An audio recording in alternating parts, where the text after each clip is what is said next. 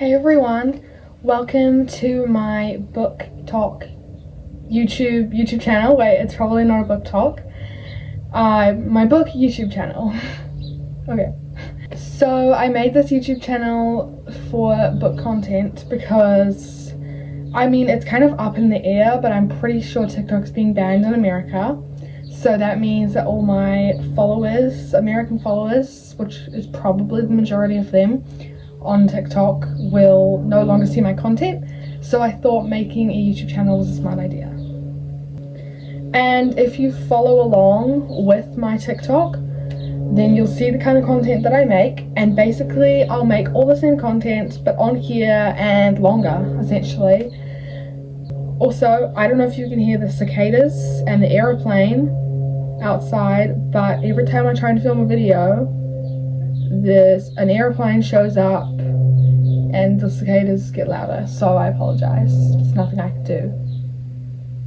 I don't know if the plane is just going in circles. I don't know. Okay, so if you watch my TikTok, you'll know that I've been making a lot of videos recently on the Boys of Tommen series. And if you read the title of this video, then you kind of know where I'm going with this. I'm obsessed with the Boys of Tommen, okay? I've only read the first 4 books. I haven't read Taming 7 yet, so don't spoil it for me in the comments. But I've read every other book, and let me just tell you, I have never been more hooked and obsessed into a book series in my life. Like, I'm not even kidding. Like, it's all I think about.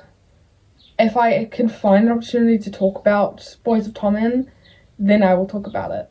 So I wanted to make a video kind of talking about the series, reviewing the series, so I can yap. Because I'm a talker, okay? I talk, and I talk, and I talk, and I talk. And on TikTok, I'm kind of limited to how much I can talk in one video, because in order to hook people in TikTok, you have to make a video at least under like 3 minutes, or otherwise no one will watch it. I don't know, it's just the algorithm. But on YouTube, I have freedom to talk as much as I want because it's a YouTube video. So that is what I plan to do. So right here, I have the Boys of Tommen. I have the UK covers. I think these are the UK covers. Yeah. I don't have Taming 7. I haven't read Taming 7 yet because I just finished reading 6 like yesterday. And if you've read the Boys of Tommen series, you'll know that, like, after reading one book, you immediately want to go to the next one, but I want to savor it because I'm so excited. Okay, now I'm going to get into reviewing and talking about the series. So I'll be talking about each book in depth, in my opinions, which, personally, I love to watch those kind of videos. Some people aren't into them and they just prefer short ones. So if you prefer short ones, go to my TikTok. Now let's get on with it.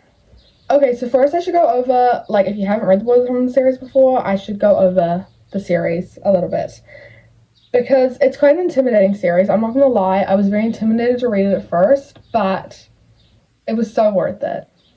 So first of all, you have these 2 books. So if you want to know where to start, and you're intimidated on where to start, just go out, buy, and read Binding 13. Don't buy anything else, just buy Binding 13 if you're that intimidated. And you'll read it, and you'll love it. And then you want to read Keeping 13. Okay, so I actually read these 2 books so quickly. Like, they're very thick, right? Like, they're clearly quite thick. I read Binding 13 in, like, 2 days, 3 days. That's how good it was. Like, it was, like, 800 pages of pure gold. So basically, the way the series works is it's set in Ireland in around 2005, 2004, that kind of time, depending on the book. And the numbers are significant because all of the guys play rugby, and the numbers are their numbers on their jersey, you know, the numbers that are on the team. So Binding 13 and Keeping 13 follow the story of Johnny and Shannon, the OGs, okay? So, a little in-depth on the 2 characters. Johnny is a rugby player. His whole life is rugby, essentially. He's like, rugby this, rugby that. He's the captain of the rugby team. And he's also, like, a really great guy, too. And he's very confident as well. He also, I don't want to spoil anything because I'm going to do this first half just explaining the series, so that's what you need to know. Shannon is very shy. She's the opposite. She just moved to Tommen in Binding 13. She's just moved to Tommen, which is the high school they go to. And there's a fly in my room now. There's cicadas and flies and airplanes. Okay, it's gone. So Shannon just moves to Tommen High School, which private school, because her story is she's been bullied her whole life at all her primary schools, at all her old schools. She's had to constantly keep moving schools because she's always bullied. And when I say bullied, I don't mean like verbally bullied, like teased. I mean like physically bullied. And the whole thing about her character is she's really small. She's tiny. She's just little. She's about 16, well 15 at the beginning, and she just starts off just little and shy, and she's totally in her shell because she's been bullied her whole life and beat up by girls. She got her ponytail cut off in primary school and all of this. And to top it all off, Shannon also lives in an abusive home with her father abuses her and her brothers. So Binding 13 is just kind of introducing Johnny and Shannon. They're the cutest couple ever. Johnny's so awesome. Shannon's, it's so fun. And then Keeping 13 is the second book, and I can't really talk too much about Keeping 13 without spoiling Binding 13, so I'm not going to say anything more about Johnny and Shannon. Now, these books, Binding 13 and Keeping 13 are sad, don't get me wrong, but this takes it to a whole new level, okay? Saving 6 and Redeeming 6. These books are about Aoife and Joey. Now, Joey is Shannon's older brother. He is the second oldest in the Lynch household, in the Lynch family. I'll kind of go into more in depth on the family later, because it's a little hard. I feel like it's a lot. So, the timelines for this work like this. Saving 6 is before Binding 13, where we learn a bit about Joey and Aoife. We get a bit of Joey's side of the story and everything like that. But it's before Binding 13. And then it ends just before the beginning of Binding 13. And then Redeeming 6, the first half of Redeeming 6 is Binding 13. And the second half of Redeeming 6 is Keeping 13.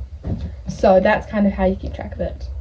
Okay, so that's kind of my overview of the Boys of Tommen series. Now, kind of the rest of it is going to be spoilers. So, I imagine you wouldn't have clicked on this video if you hadn't read the Boys of Tommen series. But if you did, I suggest you click off now and go and pick up and buy and read the book. Because now, if you stay longer, you'll get spoiled. Okay, let's talk about Binding 13 first. Obviously, we gotta talk about Binding 13.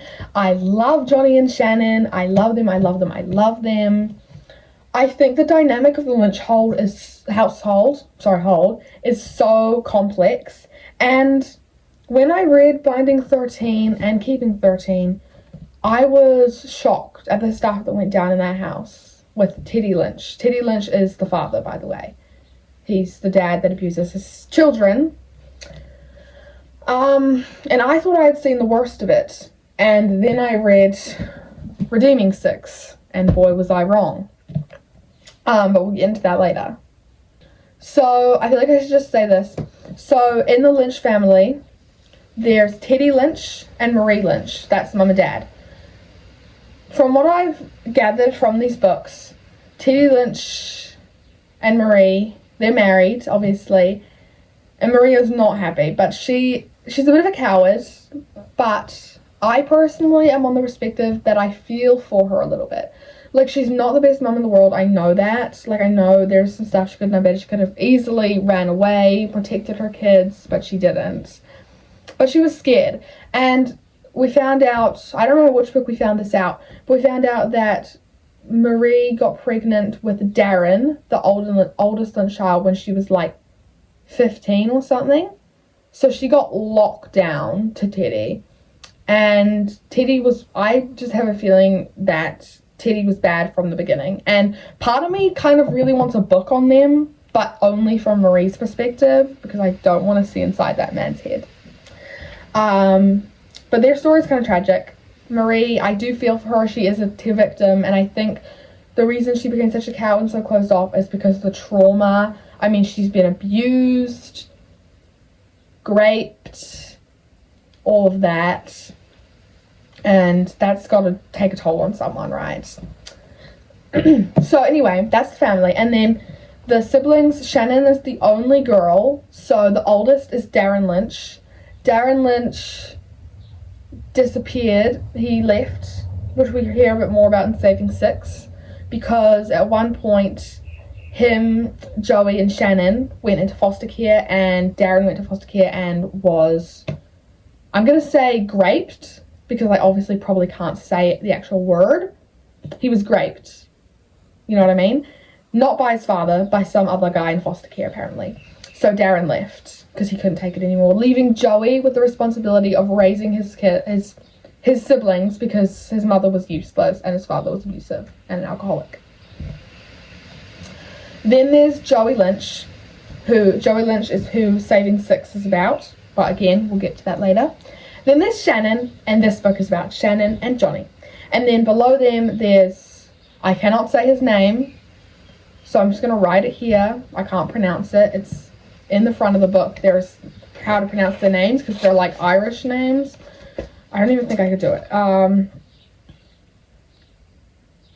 Tig. I think it's Tig. Something like that. I don't know. I don't think I can do it. But him.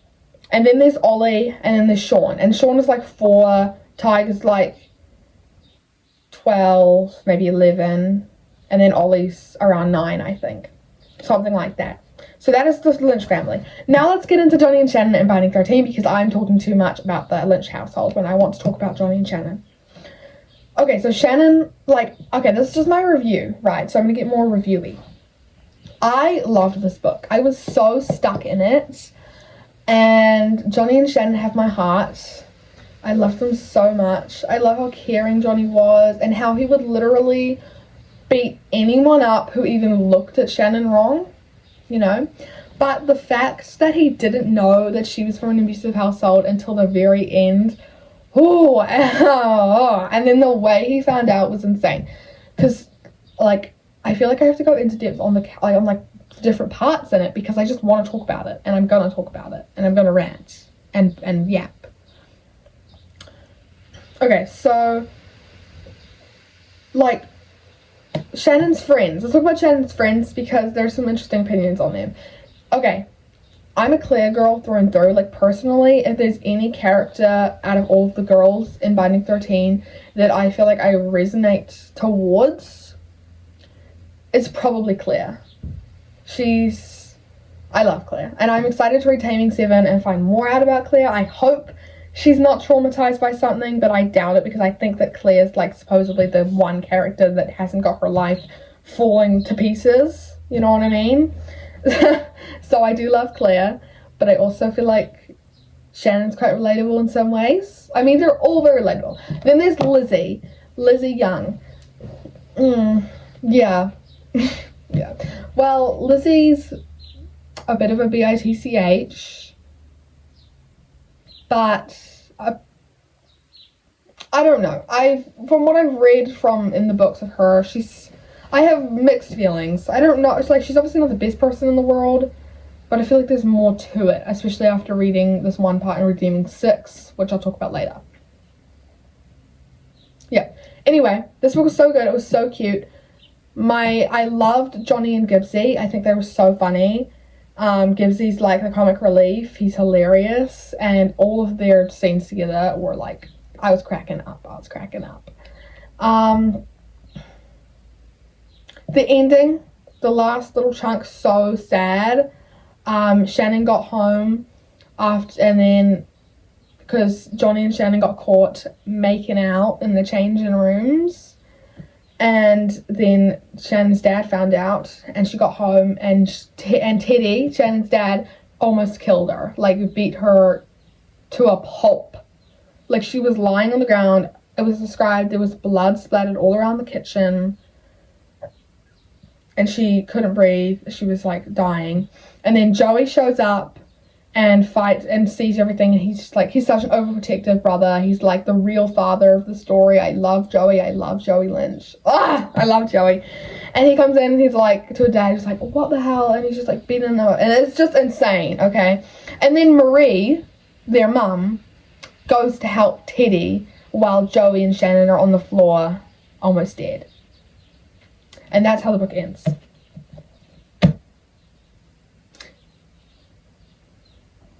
So that's Binding 13. Binding 13 exceeded my expectations, and I rate it 5 out of 5. Okay, next we have Keeping 13.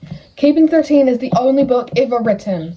It's so good. It's the next part to Johnny and Shannon's story, the last book in Johnny and Shannon's story. And I love it. I love it. It starts off pretty sad. Obviously, Shannon's in hospital. Her dad is missing. He ran away after that because he's going to go to jail, obviously. Shannon's mother is around, but she's, like, not okay. And then Joey, I think, is also in hospital. But in this book, it's Shannon and Johnny's perspective, so we don't see what Joey is doing. We see what Joey is doing during this here. So I'll get to that. This book was so freaking good. Like, genuinely, I actually did go into a bit of a reading slump after reading Binding 13 just because it was so good. But once I got into this, I read it in like a day because it was just so good. Like, where do I start? Where do I start? So Johnny finds out about Shannon's abuse and Joey goes ballistic. And he's like, we have to find your dad. And Shannon's like, no, we can't, so just leave it. Like, drop it. Then they're all cuddly and they're cute and they love each other. And they're in love and they're officially together. Shannon is back at home, living at home, but her dad's like gone, missing. And basically we get a lot of cute moments. And then there's Bella. If you know Bella. If you know, you know. I hate her. She beats Shannon up. Does terrible things to her. And then Aoife shows up and beats Bella up. But I want to talk about that when we get to Redeeming 6 because we need to talk about Aoife in a separate section because she's my favourite. Then, to get to the sad parts, there's a house fire. So Teddy comes back, Shannon's father Teddy comes back, and Shannon's upstairs in her room, and all of the kids except Joey. Joey's run away. And we don't know where Joey is in this, but we find out where Joey is in Redeeming 6. But again, I will get to that. So, Teddy is talking to Marie, and then Shannon didn't have a phone, but Johnny gave her a phone before she got home. So thankfully she has a phone. She calls him and is like, Johnny, my dad is back. I'm worried he's acting weird. He should be violent, but he's being weirdly calm, but in like a creepy, menacing way. Can you come and get me out? And Johnny's like, I'm on my way. Like, no hesitation, because he's the standard. He's the standard, okay? So he climbs up Shannon's window and says, we need to get the kids out of here. I just have a really bad feeling, Johnny.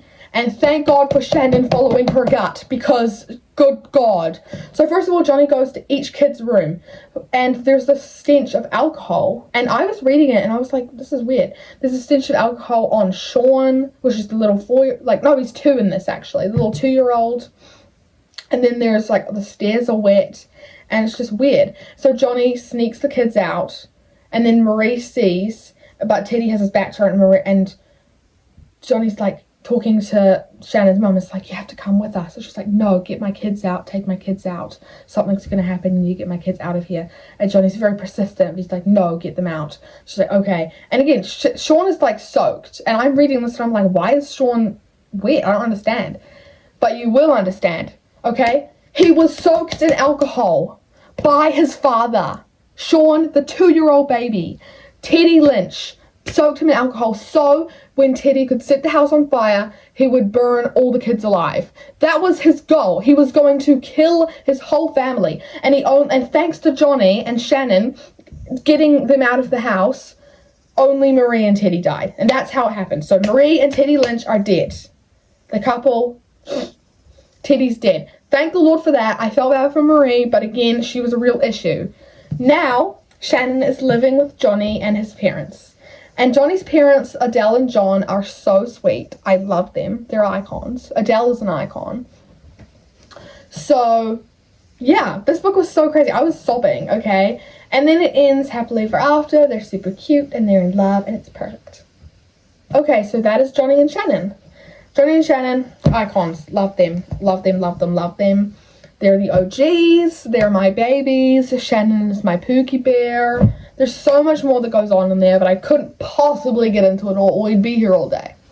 Now it's time to get to Joey and Aoife. The time has come.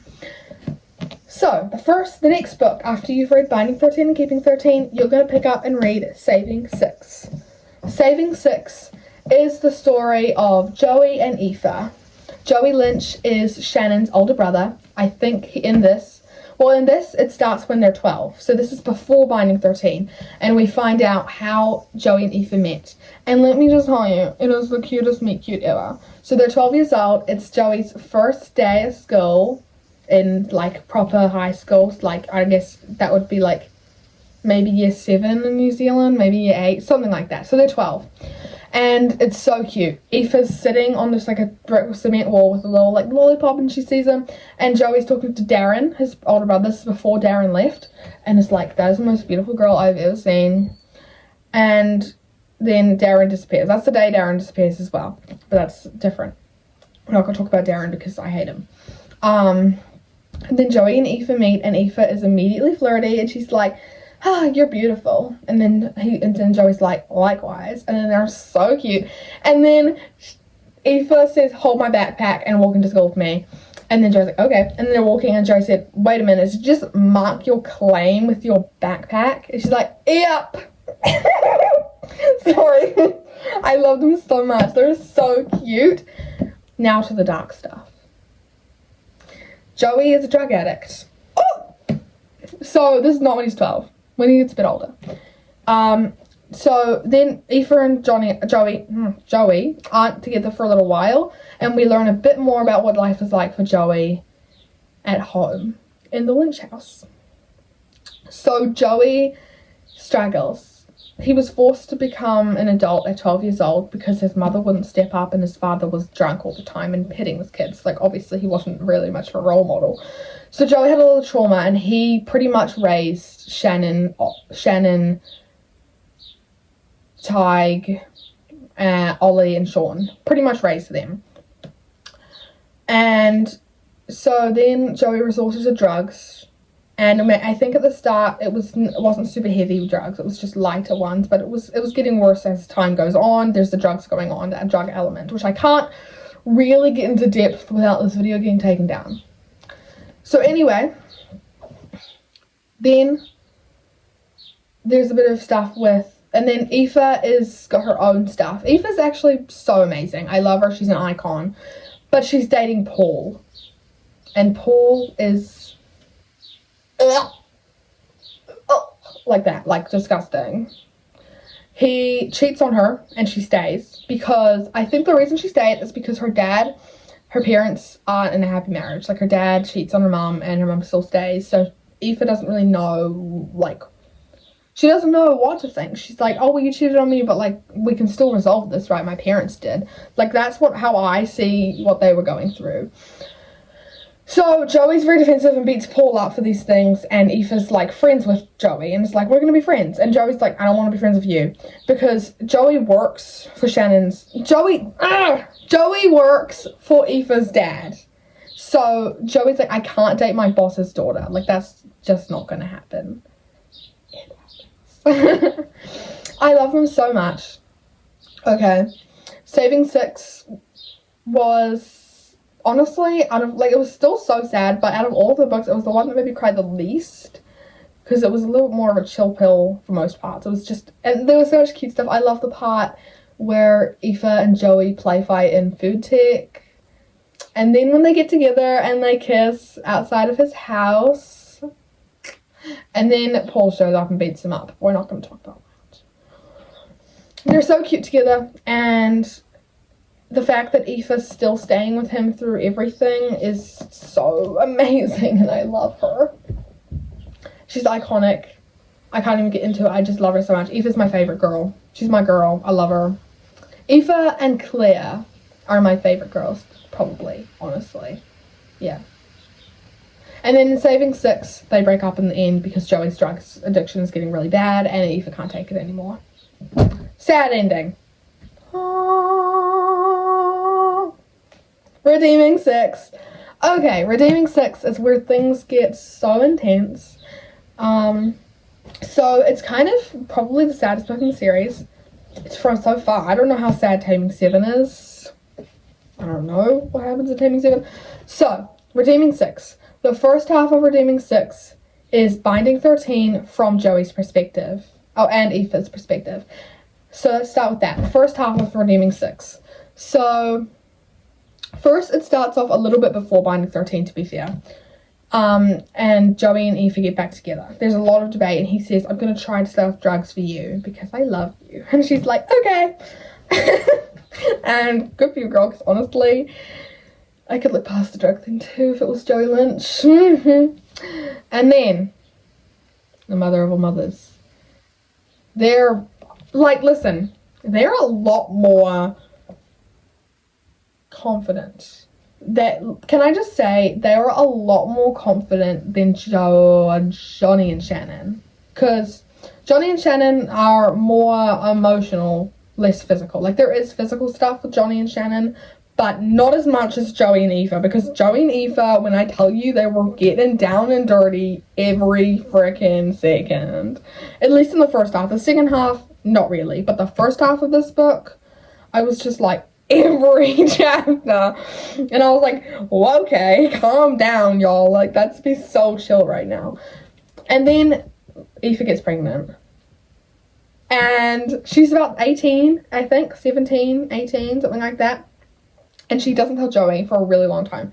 Like, she finds out, like, probably, like, here. And then Joey doesn't find out for like, all of that, right? Like, that is how scared she is to tell him because he has a drug problem. Throughout all of this, like, I can't really get into detail. His drugs are getting really bad. And Eve is pregnant. And then, what else happens? I can't remember. Joey is going through it. A lot of stuff with his dad. Oh my god, I almost forgot the saddest thing I've ever read. So, Teddy Lynch. We're going back to Joey's dad. So, Aoife was coming over to Joey's house every so often, and Teddy always kind of said inappropriate stuff to her, but nothing crazy because Teddy knew that Joey would not react well. Marie, Joey's mum, was a bit of a bitch to Aoife, but Aoife didn't care because she's a girl boss. She was like, you know what, stick up your bum hole. I don't care. You guys are terrible parents, and I love your son either way, so shut up. Because she's an icon. But then, the timelines. During Binding 13, there is a part where Shannon stays at Johnny's house for the night because Joey has to go, because Joey doesn't want Shannon to go home without him being there. So Joey says, stay at Johnny's because our mother has just lost the baby she was pregnant with. So I have to go to the hospital. So Joey goes to the hospital, and while he's at the hospital, Aoife's still at Joey's house, but Teddy isn't home. And someone's got to watch Joey's siblings, right? So she can't leave until Joey gets there, so she's waiting. And then I can't even talk about this because one, it'll get me banned, and two, it'll make me cry. But let's just say Teddy gets home with just Aoife there and the siblings in bed. And she gets, it almost goes the full shebang, but then Joey walks in, stops him, and beats Teddy up, and Aoife is shaking. She's so scared, and I was sobbing. I have genuine footage of me sobbing my eyes out. I'll give you a little picture. Yeah, that was what I was doing. So it was just next level insane. And that was pretty much the saddest thing in the whole book. But then it gets sadder, because this book is just like one thing after another. So Joey finds out that, and this is while she was pregnant that happened. But Joey still doesn't know she's pregnant. But then eventually she finds out, he finds out that Aoife's pregnant, and he's supportive about it. Yeah. And there's a lot that goes down. Then there's the fire. So now we're back into Keeping 13, same timeline, second half of the book. During the fire, like before the fire, before Teddy comes back, Joey gets in an argument with Darren and Marie. And Aoife's not there. Aoife had plans to go to Joey's house to meet him. And then Joey runs away and he's like, I'm done. He was like at his lowest point in his life. And I could totally tell that he was getting, probably can't say that either. That he was getting negative thoughts. There you go. And so Joey runs away.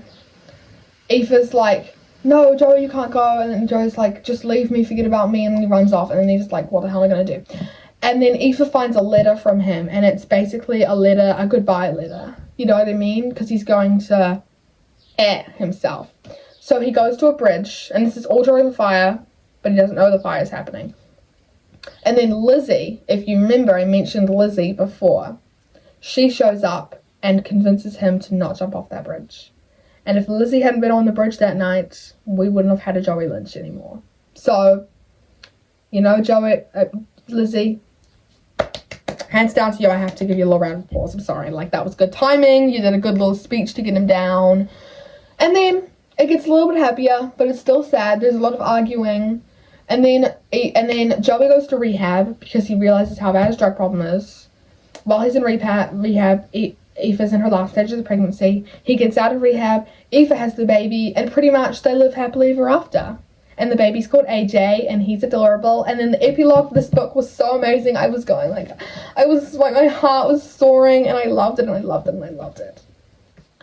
Okay, so that is The Boys of Tommen. I haven't even read Taming 7 yet, and I'm so excited to see Claire and Gibbsy because Claire and Gibbsy might possibly already be my favourite. Like, I don't have a favourite couple until I've read, like, all of them. And Chloe Walsh, hands down, amazing writer, and she's already coming out with, like, 7 more books or something. Apparently, the next book, Claiming 10, which is Lizzie and Huey's story, is coming out in April. Which is so exciting. And apparently it's going to be the same length as this book right here. So I'm very interested to see what Lizzie is up to.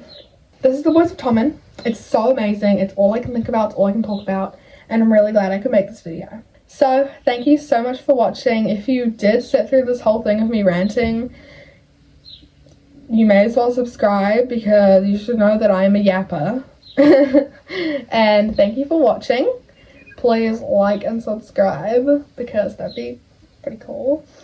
And yeah, this is The Boys of Tommen, and it's such a good series, and I'm excited to make more videos. Bye!